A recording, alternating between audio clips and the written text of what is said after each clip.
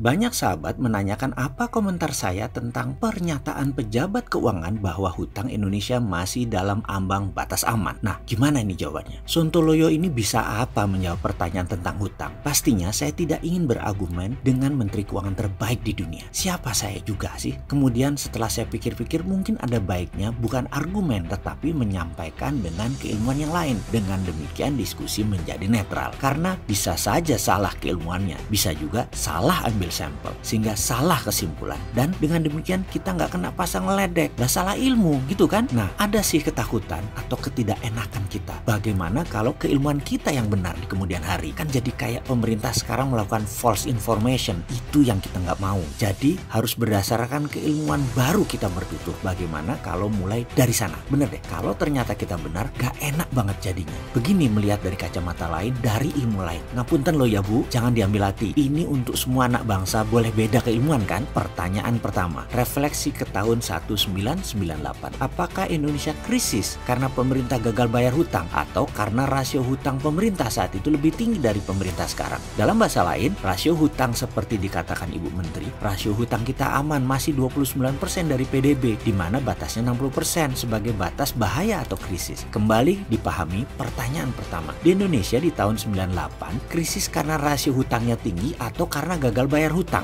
Fakta adalah di tahun 1998, rasio hutang kita di batas aman, dalam kurung baca seperti sekarang. Tetapi dalam sekejap rupiah melemah jadi 15.000 dan Indonesia gagal bayar, menjadi negara paria, menjadi negara lumpuh. Jadi kembali ke pertanyaan rasio aman. Kita aman secara buku, namun rentan secara kemampuan bayar kalau rupiah mendadak jadi 17.000 atau bahkan jadi 20.000. Kita Indonesia langsung lumpuh. Setuju dengan keilmuan sederhana ini atau masih percaya rasio aman? Artinya aman 100%.